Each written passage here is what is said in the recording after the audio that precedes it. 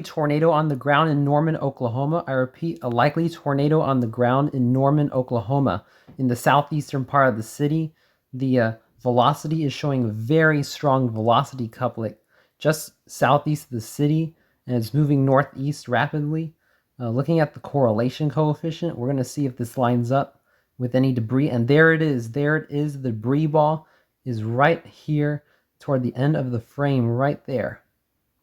There's a tornado on the ground in eastern Norman, Oklahoma. If you're in Norman, seek shelter immediately.